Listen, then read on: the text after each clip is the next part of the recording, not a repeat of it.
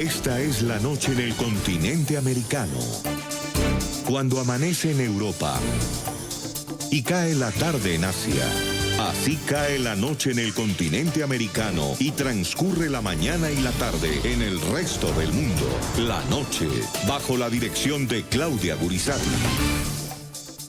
Queridos televidentes del programa La Noche, como siempre, enciende las luces para que usted vea el punto clave de la noticia. El subdirector Jefferson Beltrán, desde su lugar del aislamiento social obligatorio, su casa en Bogotá, y como siempre yo desde Madrid, la capital de España, donde sufrimos con rigor la pandemia del nuevo coronavirus. Esta Semana Santa no tiene precedentes en la historia de nuestra generación. Nunca nos había tocado una Semana Santa con 180 países afectados por una pandemia de este tipo y aislados, porque es la única manera de salvar miles de vidas. Hoy queremos entregarles a ustedes un especial con los expertos, con las personas que nos pueden guiar sobre cómo debe ser nuestro comportamiento para entender esta pandemia del coronavirus y de la enfermedad que provoca la COVID-19. Por eso, Jefferson, le damos la bienvenida a nuestro invitado Marcos Espinal, es el director de Enfermedades Transmisibles y Determinantes Ambientales de la Salud de la Organización Mundial de la Salud. Doctor Marcos, gracias por esta comunicación. Muy amable, muchas gracias por la invitación. Doctor Marcos, como bien lo indicaba nuestra directora Claudia Gurizati, la idea es responder todas las preguntas que se hace la gente en los 5 continentes en este momento. Y por esa razón, yo quiero que comencemos a hablar sobre una pregunta básica que nos hacemos todos en este momento.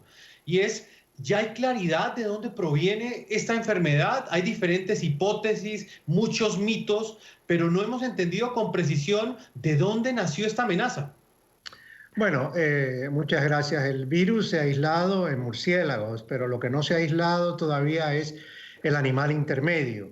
Todavía hay hipótesis, pero no se ha podido aislar el animal intermedio en China. Ahora bien, lo importante es que es un virus ya que lo conocemos bastante bien, hemos aprendido mucho. Todavía nos queda por aprender, pero hemos aprendido bastante, ya que es un primo de otros coronavirus como el virus del SARS y el virus del MERS. Lo que hay ahora es que concentrarse en la respuesta y en preservar la mayor cantidad de vidas posibles. Claro, doctor. Claudia, hay algo que también en ese momento sigue preguntándose la opinión, y es si ya hay claridad sobre el comportamiento de este virus. Ya llevamos 3 meses analizando cada noticia que es publicada, viendo cómo va recorriendo el mundo de manera paulatina. Al día de hoy, ¿ya identificaron un comportamiento claro de este virus? Sí, es importante tener en cuenta que en el primer país fue China. A China le tomó 3 meses prácticamente aplanar la curva y bajar el número de casos. Hoy, como todos sabemos, Wuhan ya empezó a abrir, pero eso si tomamos en cuenta que China empezó a reportar los primeros casos a finales de diciembre, principios de enero, hoy estamos en abril ya. Y lo que estamos viendo, que Europa va por el mismo camino, unos 3 meses para alcanzar el pico y luego la disminución de casos. Aclarar que alcanzar el pico no significa que resolvemos el problema. Ahí es un truco, porque si quitamos las medidas, entonces vamos a tener otra ola de casos. Es muy importante que veamos que hay una disminución continua de los casos. El hecho de que la Organización Mundial de la Salud haya declarado la pandemia el pasado 11 de marzo, ¿qué significa para cada país? ¿Cuál es la diferencia con la epidemia? ¿Cuál debe ser el comportamiento de autoridades y de ciudadanos frente a una pandemia? Creo que el principal significado de esto es que los países deben prepararse, no bajar la guardia. Los países, hay medidas que pueden implementar para ralentizar el número de casos que pueden llegar. Van a llegar casos, como usted muy bien dice, más de 150, 180 países con casos. Entonces, no es un fracaso el que llegue caso a Colombia, a Dominicana, a Perú. Lo importante es que maximicemos nuestras medidas para poder limitar el número de casos y, más importante, la mortalidad, llevarla a su mínima expresión, cuidar nuestros ancianos, nuestras personas mayores, que es el grupo etario de más afección, cuidar las personas con problemas sobreañadidos como enfermedades cardiovasculares, diabetes y otras enfermedades, que son los que tienen una mayor tasa de mortalidad. Y es un paquete de medidas que los jefes de Estado, los ministros, deben implementar. Y la población también tiene su cuota de responsabilidad, como la educación continuada, el taparse la boca, la nariz con el codo flexionado cuando se tose, el autoaislamiento, el lavado de manos. O sea, es un paquete muy importante que va desde el aislamiento, la distancia social, la proporción de equipos de protección a nuestro personal de salud y otras más que deben ser implementadas para poder llevar a cabo una buena respuesta a esta pandemia. Doctor, ¿qué diferencia hay entre los síntomas de una gripa común y corriente y los síntomas de este nuevo coronavirus?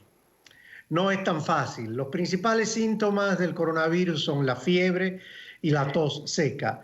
Y luego ya puede complicarse con problemas respiratorios. El 80% de los casos son leves a moderados. Buena noticia.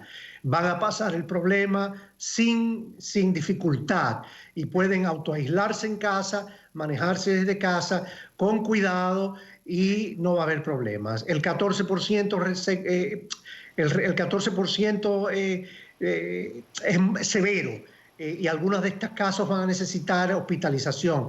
Y hay un 5 a 6% que es muy crítico, que necesita intubación, necesita cuidados intensivos, cuidado crítico, respiración asistida, y ahí es donde la mortalidad es mucho más alta. Entonces debemos tratar de llevar esos casos evitarlos lo más posible y proporcionar el mejor cuidado posible. Doctor Marcos, de la OMS, es importantísimo aclararlo porque así como hay una visión muy extrema del coronavirus, si me da coronavirus me muero, también hay otra que no le da importancia. El coronavirus es una gripa común y corriente. ¿Usted qué le dice a la persona que hoy todavía no entiende realmente qué es el coronavirus? Si está muy asustada porque cree que todo el mundo se va a morir o está muy tranquila porque cree que eso va a ser una gripa normal. Ninguna de las dos. Mire, la Organización Panamericana de la Salud, que es la organización que represento, que es la oficina regional para las Américas de la Organización Mundial de la Salud, nos recomienda el pánico. Recomendamos tranquilidad, porque si creamos pánico, los errores van a ser mayores. Pero tampoco podemos recomendar quedarnos tranquilamente. Este virus aprendemos cada día más cosas nuevas y no debemos subestimarlo, no bajar la guardia. Es verdad que el 80% son leves a moderados y se van a recuperar, pero si se tiene el virus, recordar que hay que autoaislarse o aislarse, porque si se lo pasamos a otra persona o a un mayor, a un abuelo, a nuestros padres, estos pueden fallecer. Entonces tenemos que asumir responsabilidad de, aunque no sintamos muchos síntomas, de autoaislarnos para prevenir con otros. Y eso de no hacer nada también es muy poca responsabilidad, porque el distanciamiento social lo que ayuda es a romper la cadena de transmisión de ese virus. Ayuda a que no lo transmitamos a otras personas. O sea, las dos cosas, ni la una ni la otra. Debemos tener responsabilidad ciudadana, hacerle caso a las autoridades, a nuestros ministerios de salud, no hacerle caso a fake news. Ustedes que son una organización responsable y que dan las mejores noticias, es importante que la mejor educación pueda ser llevada a la población. Pero sabemos que hay mucho de noticias falsas por ahí que tienden a crear mucho pánico. ¿Cuáles son esas noticias falsas que más daño están haciendo? Por ejemplo, el uso de antibióticos o medicamentos mágicos. Enumérenos algunas noticias falsas en las que no hay que creer definitivamente. Bueno, el uso de brebajes, el uso de medicamentos que no tienen que no han sido probados en ensayos clínicos aleatorios, doble ciegos, ensayos seguidos científicamente por nuestras instituciones académicas, los institutos nacionales de salud de nuestros países en el norte y en el sur, porque también en Sudamérica tenemos muchos buenos institutos académicos, muchas instituciones universitarias de prestigio que colaboran también con el norte. Por ejemplo, sabemos del estudio Solidaridad de la OMS para probar 3 o 4 medicamentos. Pero muchos de estos medicamentos la gente se los toma porque recomienda a otro. No debemos abusar de los mismos. Los antibióticos no hacen nada, por ejemplo, en esta enfermedad, a menos que la persona esté en cuidados intensivos con COVID demostrado y haga una neumonía sobreañadida. Y entonces se usan antibióticos para evitar también que la persona se agrave con otras enfermedades. Recordar que en muchos de nuestros países también tenemos las infecciones nosocomiales, que son las infecciones de los servicios de salud, que pueden ser muy graves. Un paciente llega con algo y se infecta con otra cosa dentro del servicio de salud si no se implementan las recomendaciones de prevención y control de infecciones, que es otra de las recomendaciones que deben implementar nuestros servicios de salud. O sea, hay muchas noticias falsas, no debemos hacerle caso, visitar los sitios web de instituciones de prestigio como la OMS, la OPS, los sitios web de los ministerios de salud y de cadenas de noticias como la de ustedes, responsables y serias, que dan la mejor información. Doctor Ospinal, hoy estamos respondiendo las preguntas que tiene la gente en esta Semana Santa. Hay una bastante importante y es la vacuna. Hay diferentes noticias a nivel internacional que indican que hay científicos, hay médicos en Francia, en Brasil, inclusive en Alemania, en Rusia también han salido noticias, según las cuales ya hay un avance en la vacuna. Nos gustaría saber si esa información es verdadera y qué tan cerca estamos de esa solución. Sí. Muchas gracias. Una pregunta muy importante. Hay avances en las vacunas, hay más de 10 vacunas ya en pruebas, pero recordar que esto toma tiempo y no vamos a tener una vacuna hasta dentro de un año mínimo. Porque luego que la vacuna se demuestra en varias fases que es efectiva, también hay que tener en cuenta la distribución, la producción, la logística, la implementación en nuestros países, los costos, todo eso. Entonces, las vacunas no están todavía, no vamos a tener una mínimo un año, yo diría. Las medicinas un poco más rápidos, ya tenemos antivirales en fases de investigación avanzadas y pudieran estar disponibles algunos de ellos en los próximos meses. Algunos se están utilizando dentro de lo que se llama los componentes o acápites de uso humanitario. Por ejemplo, como usted ha dicho, ha habido algunos estudios pequeños en países, en Francia, en China, que nos han hablado de la hidroxicloroquina o de la cloroquina, un medicamento que se usa mucho para malaria, pero son estudios que tampoco tienen una gran componente de investigación metodológica y de muestras representativas para demostrar lo que se llama eficacia. Claro, algunos de estos medicamentos han sido recomendados por las instituciones de salud y cada país es soberano y recomienda lo que considere. Pero hasta ahora no hay ninguna medicina, ninguna vacuna que haya sido demostrada científicamente con estudios de comparativos, ciegos, aleatorizados, que permitan un análisis concienzudo que puedan ser efectivos o eficaces hacia el coronavirus. Cuando los tengamos, seremos los primeros en recomendarlos. Claro, entendemos también que el factor tiempo ha sido uno de los grandes impedimentos, porque el coronavirus aparece y en meses se convierte en pandemia y no hubo tiempo de poder estudiarlo. Es la primera vez que el ser humano tiene este nuevo coronavirus, entonces apenas estamos, supongo, en esa fase de ir estudiando y experimentando, pero hay, como usted dice, instituciones y fundaciones muy serias. Ha llamado mucho la atención una fundación brasilera, que es la de Fiocruz, que ya como que ha avanzado. Obviamente yo aquí no me voy a atrever a hablar de medicamentos, pero ha avanzado en medicamentos que se usan para pacientes de SIDA, que al parecer están dando buenos resultados, sobre todo para evitar la inflamación pulmonar, que es lo que al final causa estas muertes. ¿Cuánto tiempo cree usted que tiene que pasar, o si va a ser más rápido el medicamento que la vacuna? ¿Cómo están viendo ustedes esta evolución los científicos de la Organización Mundial de la Salud? No, la vacuna va a ser más tardía que los medicamentos. Va a haber medicamentos y cuando tengamos todos los datos, porque los datos hay que analizarlos fríamente. No podemos tampoco hacer recomendaciones que puedan dañar la reputación de organizaciones, pero más importante, que puedan hacer más daño que beneficio a la salud humana. Entonces, todos estos medicamentos que se están probando antirretrovirales, por ejemplo en China hubo un estudio sobre medicamentos contra el SIDA, y que sí que funcionaba, pero acaba de salir en la revista de Nueva Inglaterra, el New England Journal of Medicine, que es una revista muy prestigiosa, que dicho estudio no tenía los beneficios que se esperaban. Entonces, hay que tomarse el tiempo para hacer los estudios científicos que sean demostrables y replicables, porque tampoco queremos darle a una persona algo que no sabemos si va a funcionar o que puede hacer más daño. Entonces, no solamente Fiocruz, tenemos institutos muy prestigiosos, el Instituto Nacional de Salud de Colombia, en Chile, en Argentina. La región Latinoamérica tiene instituciones muy respetables que están trabajando aceleradamente para encontrar, en colaboración también con la Organización Mundial de la Salud, la Organización Panamericana de la Salud y otras instituciones académicas, encontrar medicamentos y medicinas que puedan ayudarnos contra el COVID-19. Doctor Espinal, ¿hay ya algún tipo de estadística frente a las edades? Y se lo pregunto específicamente en el contexto de América Latina. China entregó unos datos que dio a conocer al mundo, según las cuales pues, las personas de más avanzada edad eran más vulnerables a esta enfermedad. Pero lo que tiene que ver con el comportamiento de este virus en Europa y en América, ¿cuáles son las conclusiones que ustedes han sacado? Hemos visto lo que sucede en China, también está sucediendo en Europa. Los afectados mayormente son los adultos, los niños un poco menos, lo que está muy bien.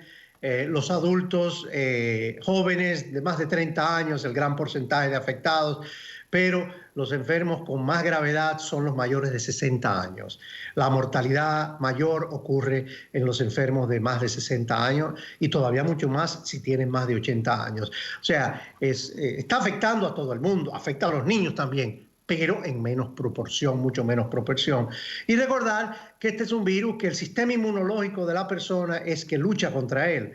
Y bueno, los jóvenes tienen sistemas inmunológicos más nuevos, más fuertes, y entonces pueden quizás luchar un poco más mejor. Por eso la necesidad de proteger a nuestras personas mayores, a nuestros ancianos, a nuestros queridos abuelos, a nuestros queridos padres, y eso por el estilo. La responsabilidad de los jóvenes, así no sea la población más vulnerable frente a los fallecimientos, se contagian igual, y el problema es el de que son factores de contagio, vectores de contagio. Doctor Marcos Espinel, el tema de guantes y mascarillas, hay mucha confusión y desde la OMS hemos también percibido mensajes no claros. La mascarilla solo para el personal sanitario, solo en algunas ocasiones, luego que posiblemente sí es mejor que se use, luego que es mejor que no se generalice. Explíquenos qué debemos hacer con mascarillas y con guantes. Sí, en estas situaciones siempre hay cosas que aprendemos a cada día. Sin embargo, las mascarillas, los guantes, deben ser preservados, principalmente las mascarillas, para los trabajadores de salud. Es la recomendación número 1. Número 2, para las personas infectadas que están en cuidado de la casa. La persona enferma debe usar mascarilla porque evita transmitir hacia otra persona. La persona que no está enferma no tiene por qué usar mascarillas. No hay evidencias científicas de que las mascarillas funcionen en personas que no están enfermas en la comunidad abierta. Ahora bien, todo gobierno, todo país puede recomendar lo que considere. Y la recomendación de usar mascarillas, por ejemplo, caseras, hechas de tela, de algodón, para ser usadas, por ejemplo, en el supermercado, para ser usadas en lugares cerrados. No está mal tampoco, pero lo que no puede hacer un gobierno es recomendar el uso de mascarillas médicas que deben ser reservadas para los trabajadores de salud. La OMS ni la OPS nos oponemos a que se recomienden mascarillas de telas pero la recomendación principal es que la prioridad ante la escasez que existe de equipos de protección médico para el personal de salud, que son la principal fuerza, es para los médicos, para las enfermeras y para los pacientes enfermos. Sí, pero doctor Marcos, frente a eso me gusta, porque sí, cada gobierno puede hacer la recomendación que quiera, pero de las cosas que advierten es la gente o las personas empiezan a tener una falsa sensación de seguridad y no puede ser esto peor. Es decir, si no saben por eso es que no la recomendamos. O están con guantes y no hay lavado de manos. Entonces al final es confuso, ¿no? Para la gente. Era lo que iba a decir, el siguiente punto. Las mascarillas pueden dar un falso sentimiento de seguridad. Y por eso nosotros no recomendamos el uso de mascarillas en comunidades abiertas. Si usted sale a la calle a correr, a hacer un jogging, a correr, no tiene por qué usar mascarillas si va por un espacio abierto. Si puede hacer el distanciamiento social, mucho mejor. Porque si viene alguien corriendo hacia usted, tome un poco la otra vereda o tome hacia la derecha, hacia la izquierda. Evite los conglomerados. Las mascarillas, como usted muy bien dice, pueden dar un sentimiento. No hay evidencia científica de que sirvan en comunidades abiertas. La evidencia es en personas enfermas y en la protección de los trabajadores de la salud. No recomendamos, y nuestra política y nuestra recomendación es esa, solamente el uso en trabajadores de salud, en personas enfermas, no en las comunidades. Si alguien lo recomienda, tiene que tener un muy buen programa de educación para educar a la población, que es más importante la distancia social, que es más importante el evitar los conglomerados, que es más importante que un señor mayor, uno de nuestros abuelos, no vaya al supermercado. Mandemos al joven o a una persona que tenga las condiciones y que pueda utilizar las mascarillas, si quiere utilizarlas de tela, dentro del supermercado. Pero dentro del supermercado podemos hacer distancia social o podemos ir bien tempranito, a las 8 de la mañana, para evitar los conglomerados. Algunos supermercados, por ejemplo, se están recomendando, solamente están abriendo de 8 a 9 de la mañana para las personas mayores. Hay que ser creativo con estas cosas, pero no recomendar mascarilla para uso masivo, porque nos vamos a olvidar, podemos fácilmente olvidarnos del distanciamiento social, del salir a la calle, de la higiene de manos, del estar en la calle. No debemos, hay que estar en la casa, porque hasta que no pasemos la barca, como decimos, todavía seguimos en peligro. Doctor Espinal, usted conversa muy agradable y explica muy bien cada una de las cosas. Nuestros televidentes tienen otra pregunta y es la siguiente. Usted plantea un ejemplo que es el de salir a trotar, a correr a la calle. Otro de los grandes interrogantes está sobre si el virus está o no en el aire y en qué superficies puede encontrarse y cuánto tiempo puede durar sobre ellas. Sí. Hay estudios que se han identificado que el virus puede durar un cierto tiempo en el aire, 2, 3 horas. Otros dicen que dura también en las cajas, en los plásticos y todo eso. Ahora bien, de ahí la recomendación, lavado de manos siempre. Si usted toma algo en sus manos, luego lávese las manos.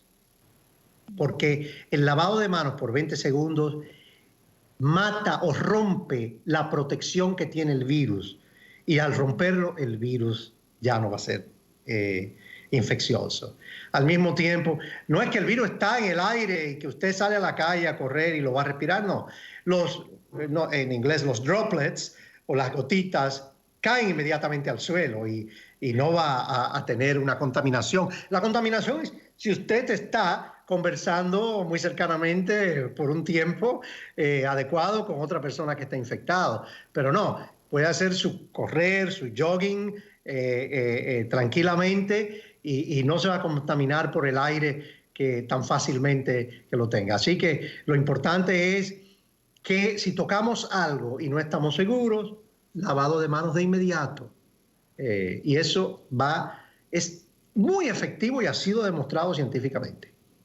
Y Claudia, pues mire, doctor Marcos, sí, es que el doctor Marcos tiene una reunión y aquí ya me están escribiendo que tengo que soltarlo, lo acaparamos, pero lo queremos volver a llamar la próxima semana. Pero con muchísimo gusto. Una pregunta pequeña, doctor, la comida a domicilio. La gente está pidiendo muchos domicilios, está pidiendo comida rápida y también tiene esa preocupación porque te cuidas en tu casa, pero no sabes si la persona que está cocinando esa pizza, esa hamburguesa, también se está cuidando. Ante esto, ¿qué decir? No hay evidencia que en las comidas, ahora que pueda haber en las que vivan las comidas ahí porque están cocinadas. Ahora, es el manejo de las comidas. Por ejemplo, que llega en una caja, le puede decir a la persona, déjamela en la puerta, firmar, o si hay que firmar, ya es un poco más complicado, pero se puede siempre, ya con las tarjetas de crédito, mucho de esto se obvia, pero es dejarla en la puerta y, bueno, si la toma de la persona, inmediatamente lavado de manos, esto muy importante para evitar el contacto, y lavado de manos inmediato después que recibe la caja y todo esto, manejarlo si tiene guantes en la casa. Pero no, el riesgo mayor es el contacto con una persona, que usted permanezca un tiempo conversando, hablando y que pueda tener es el contacto personal, ya que va a pasarle las gotitas a través de los ojos o de la nariz, la boca. Doctor Marcos Espinal, director de Enfermedades Transmisibles y Determinantes Ambientales de la Salud de la Organización Mundial de la Salud, usted ha sido muy amable. Son muchas las preguntas que nos quedan. La próxima semana volvemos a intentar una comunicación así por redes, que se congela un poquito, que se va, que vuelve, pero los televidentes ya nos están entendiendo que estamos en situación extrema de confinamiento. Así que muchísimas gracias. Lo dejamos porque usted tiene una reunión hace 20 minutos. Gracias, muy amable. Y con mucho gusto podemos volver a conversar con ustedes la próxima semana. Gracias, doctor. Muy Hasta amable. luego. Vamos a una pausa comercial, Claudia, y ya regresamos a la segunda parte de este programa La Noche. Continuamos en este programa La Noche, en esta emisión especial de Semana Santa. Nos estamos protegiendo, estamos en casa, pero continuamos cumpliendo con nuestro deber de informar y acompañarlos a todos ustedes en momentos de confinamiento, en momentos de aislamiento social, en momentos de cuarentena. Más de 180 países en este momento están dando la batalla contra la COVID-19. Uno de ellos es España, que es el país que quizás ha enfrentado con mayor fuerza esta pandemia.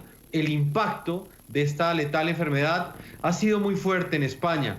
Y por esa razón hemos querido mirarnos en este espejo en América Latina para tomar las decisiones correctas, para que en nuestra región el impacto de esta enfermedad no sea tan letal, no sea tan doloroso.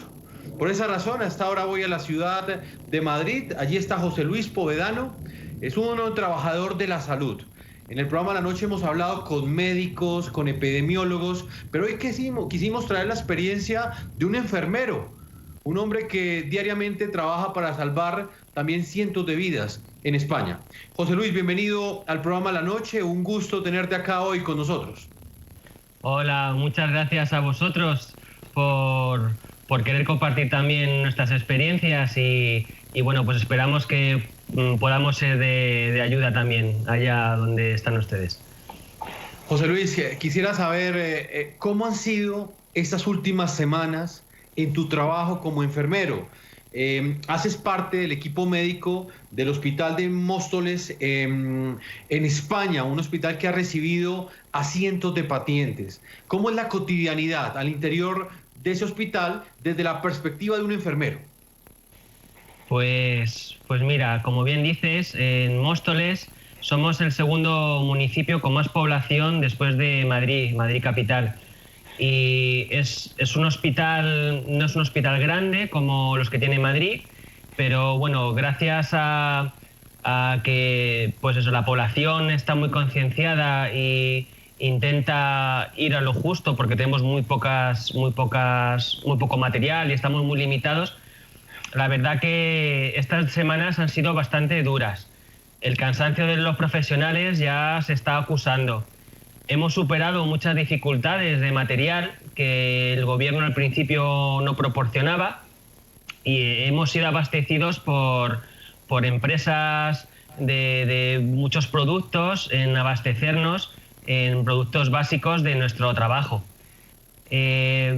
Gracias a eso hemos combatido una primera oleada de muchos pacientes malitos. Ahora mismo el hospital está saturado, todas las camas de UCI están llenas. Es verdad que tenemos menos ingresos de pacientes por urgencia, pero el hospital está lleno. Entonces, la contención que hace el personal de enfermería, que es el personal que está en primera línea con el paciente, es el que le recibe, el que le saca todas las pruebas, el que está con él. Hay un equipo multidisciplinar, estamos los médicos que valoran las pruebas que se hacen y luego muchos profesionales que entre todos sacamos al paciente adelante. Pero la enfermería está en primera línea con el paciente. En los momentos que estamos puntuales con ellos, haciendo las pruebas, hasta las estancias que se les hacen tan largas para su curación. José Luis, ¿hay temor de contraer la enfermedad? ¿Qué lo lleva a usted, por ejemplo, en esta noche en Madrid, tomar pues la decisión de ir a cumplir con su trabajo? Usted en escasas 4 horas tendrá que ir a cumplir un turno al Hospital de Móstoles en Madrid. ¿Hay temor de contraer la enfermedad? Pues la verdad, el temor está siempre, porque es un enemigo invisible, no le vemos dónde está. Puede estar en cualquier parte que un compañero toque algo contaminado y no se haya lavado adecuadamente, una mascarilla mal puesta y poder contaminar a otras personas. El estar en contacto con los pacientes directo es lo más primordial de contacto, pero intentando hacer las pequeñas medidas básicas es con lo que nos agarramos un poco a esa sensación de decir no vamos a contagiarnos. La familia pasa mucho miedo. Mis hijas, cuando me voy a trabajar, pues no quieren que me vaya o me mandan dibujos de que tienen miedo. Es lo que pesa, o sea, ese temor pesa, pero una vez que llegas allí con tus compañeros, te pones tu traje y pues pasas las horas con los pacientes, intentas hacerlo lo mejor. Nunca sabes qué es lo mejor, pero lo intentas. ¿Cuál es el caso más impactante que has tenido que atender en los últimos días? Mira, yo esto lo hablo mucho con mis compañeros, con mis amigos, porque al fin y al cabo se vuelve tu familia, la gente con la que trabajas. Yo llevo muchos años trabajando en la urgencia y llevo a mis espaldas muchas experiencias de trabajo. Hemos vivido 2 infecciones SARS como estas, hemos vivido un ébola de cerca, el desgraciado 11M, y yo creo que el factor común de todo es las emociones de las personas. Caso como tal grave, no vemos gravedad en la situación, porque la patología es una neumonía bilateral que afecta a la respiración, pero yo lo más grave que me enfrento es cuando veo pacientes muy malitos en los que les estoy diciendo ánimo, que todo va a salir adelante, y me siento mal porque les estoy fallando, porque sé que no va a salir adelante. Y llevarte eso día tras día, o ver pacientes que llevan sin saber nada de sus familias semanas, que te ven y lloran, eso es lo peor. O sea, más que la patología en sí, es la consecuencia de ello. Eso es lo peor. Claro, José Luis. Y ustedes lo viven y lo ven a diario en la primera línea de batalla. Usted ha tocado un tema muy importante, José, y tiene que ver con la forma como se da esta enfermedad. Las personas que se contagian y están en el hospital están solas. Las familias no las pueden acompañar. ¿Cómo es esa situación, José, teniendo en cuenta que pues para ellos también es importante estar solos porque también sienten temor de contagiar a esa esposa, a ese hijo, a esa mamá, a esa abuela? ¿Cómo es esa situación que ha generado esta enfermedad en lo que tiene que ver con la soledad de los pacientes? Pues eso es un aspecto muy importante y no se está enfocando bien o dándole la máxima prioridad. Es verdad que muchos hoteles, por ejemplo en Madrid, están facilitando a los profesionales que tienen familias y tienen que separarse porque son positivos, porque hay que recordar que el personal sanitario está siendo muy infectado. Cada vez hay más profesionales sanitarios que están infectados y no pueden trabajar porque estamos propagando la enfermedad. Entonces hay muchos hoteles que están dando su ayuda, sus estancias, para que las profesionales que tienen familia se separen y puedan estar durmiendo en esos hoteles para que puedan ir a trabajar. Hay compañeros que están viviendo en autocaravanas a pie de hospital para poder descansar y poder volver a trabajar sin ir a ver a sus familias.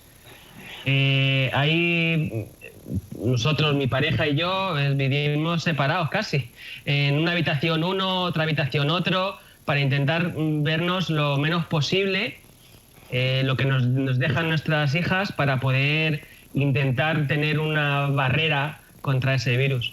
Y luego son nosotros los profesionales, los pacientes.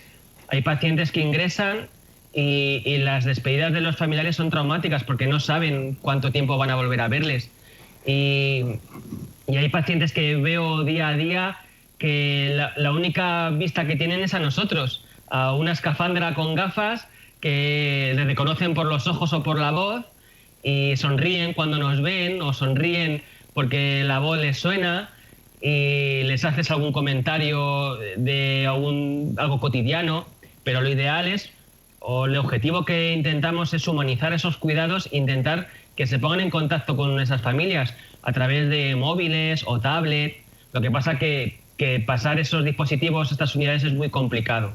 A veces lo hacemos de uso personal, pues eso, saco mi móvil de encima y conecto con la familia de un paciente para que puedan hablar y se me ponen los pelos de punta. Haces una videollamada en medio de la habitación de la unidad de cuidado, bueno, en la unidad de cuidado intensivo no, pero sí quizás en los sitios donde otros ya están en ese proceso de recuperación. Debe ser una experiencia maravillosa. Pues la verdad que no hay que olvidar la humanización de los cuidados. Es un objetivo tanto a nivel profesional, pero eso es a nivel personal. Es que los enfermeros no podemos aportar otra cosa. En este momento, aparte de hacer bien las técnicas, hacer bien los procedimientos, no podemos dejar de lado a las personas. No nos podemos olvidar que gracias a este confinamiento están aflorando pues cosas que se nos habían olvidado, valores que tenemos arraigados pero que los habíamos dejado ya aparcados. El compromiso, la solidaridad, el cariño, el tocar a un paciente, cogerle la mano y decirle venga, tranquilo, que nos vamos a tomar mañana unas cervezas o te voy a traer unas torrijas que te van a encantar. Cosas que a ellos les sorprende. O hablé con un familiar, un abuelito que habían ingresado y les puse el teléfono y la familia, y habían estado solo unas horas sin verse. La familia gritaba de alegría, de saber de él. Decía, no sé quién eres, dice, pero muchas gracias. Eso no podemos olvidarlo, ese aspecto no podemos olvidarlo. Somos gente, somos personas y tenemos que querernos. José, hablemos ahora de algo que pues nos han dicho los epidemiólogos, lo dicen los estudios que hay en este momento sobre esta enfermedad. Lo decía, o lo dice mejor, la Organización Mundial para la Salud, y son las edades donde mayor golpea esta enfermedad. En el hospital de Móstoles, y de acuerdo con su experiencia, ¿esta enfermedad golpea con mayor fuerza, con mayor intensidad a los adultos mayores? En un primer momento parecía que era pues una patología que es verdad que afectaba más a las personas mayores porque ya tenían de base una patología respiratoria, que este virus pues agravaba, empeoraba su situación.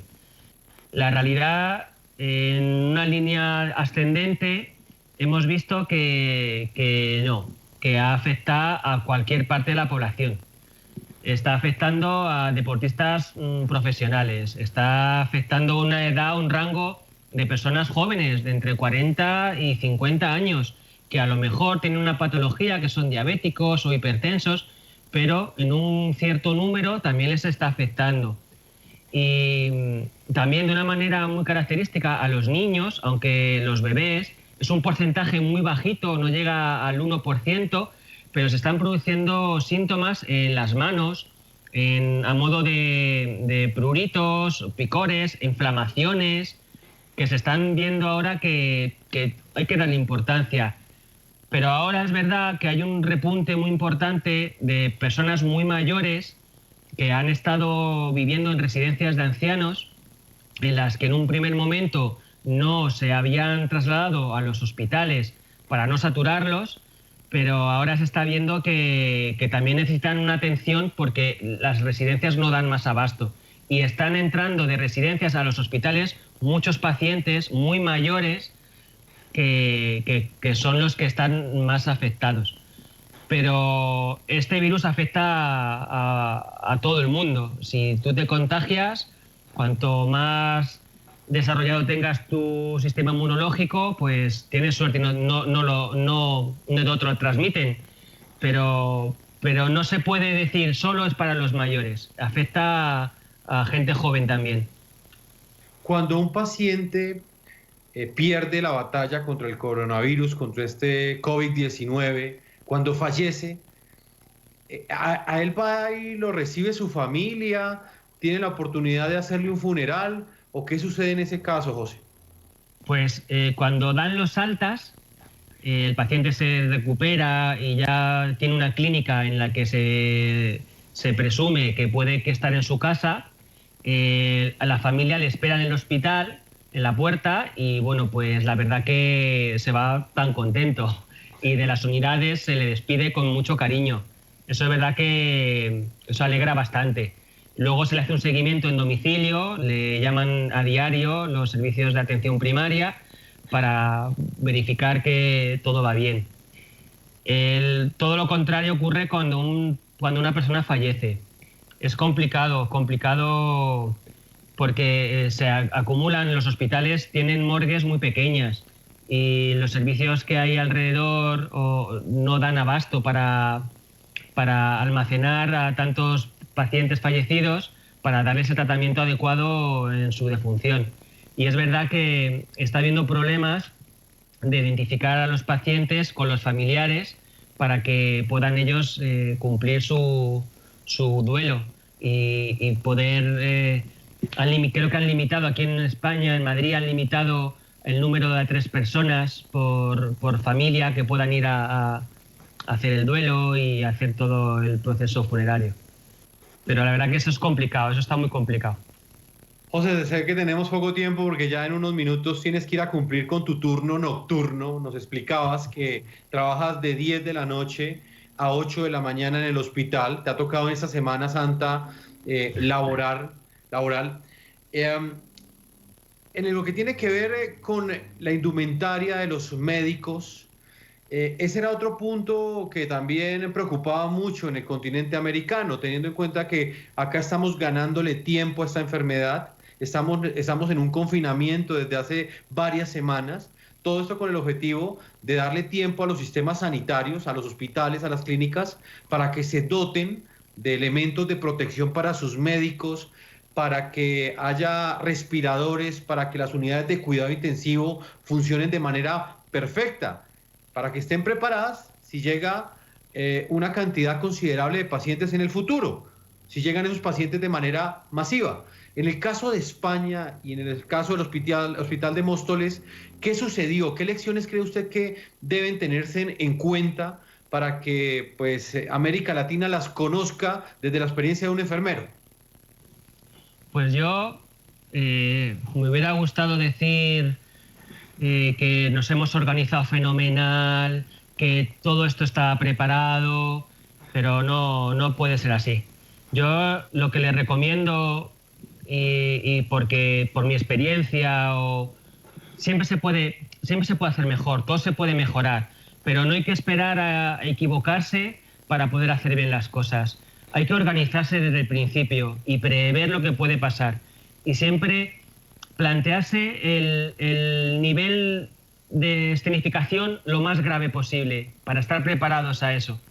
Y que luego no hace falta, pues no hace falta. Aquí el error, creo yo, desde mi punto de vista profesional, el error que hemos caído es en que parecía que los estamentos más altos solo los tenían que ir mejor preparados y los estamentos más bajos no. El material nos ha llegado siempre a destiempo. El material tiene que llegar para las personas que entren a ver a esos pacientes. Si es el de la limpieza, tiene que ir bien preparado. Si es el auxiliar o el enfermero, tiene que ir bien preparado. Lo que no puede ser es que los que no vayan a entrar o a estar con esos pacientes tengan muchos trajes, pero que no valgan de nada. Nuestras direcciones o nuestros equipos de dirección lo tenían todo guardado como a ver si pasara algo. No, es que ya está pasando, hay que utilizarlo. Y hay que trabajar en equipo y ver cómo funciona. Médicos, enfermeros, no porque el médico estudie, tenga más estudios, sabe más o es más que el enfermero o que el auxiliar. Hay que formar un equipo. Y ese equipo que entran 3 personas, esas 3 personas tienen que estar perfectamente equipadas y ver cómo se trabaja el día a día. Y si eso no funciona, pues evaluarlo en el momento. Oye, esto no ha funcionado, para trasladarlo al equipo de la tarde o al equipo de la noche para que ese equipo pueda funcionar bien. Hay que trabajar mucho en equipo. Aquí no podemos mirar para uno mismo ni ser individuales, porque esto nos afecta a todos y todos tenemos que trabajar. Si no trabajamos juntos, al final se nos va de las manos. Y esa es la experiencia que nos hemos llevado nosotros. No, y en buena hora no la compartes con nuestros televidentes en América Latina y en los Estados Unidos, que también está enfrentando una batalla muy fuerte contra la COVID-19. José, quiero agradecerte tu tiempo. Estamos arrebatándote unos minutos que deberías estar con tu familia, porque como lo dije anteriormente, ya en unas pocas horas tienes que regresar al Hospital de Móstoles en Madrid, un hospital, bueno, cercano a la Comunidad de Madrid, un hospital que ha recibido a cientos de pacientes contagiados con la COVID-19. José, muchas gracias por este relato y como te lo dije anteriormente, en buena hora tus palabras para una región que se está preparando para enfrentar el embate de esta peligrosa enfermedad. Muchas gracias a vosotros por querer compartir nuestros testimonios y que os sirvan mucho, mucho, porque de verdad que juntos se puede. Y yo estoy muy orgulloso de mis compañeros, que día a día estamos ahí por ustedes, por todos, por nosotros mismos, porque esto es, si tú ganas, yo gano. Gracias, José. Hemos llegado a la parte final de este programa La Noche. No lo olviden, La Noche continuará encendiendo las luces en esta Semana Santa para que usted siempre vea el punto clave de la noticia. Buenas noches.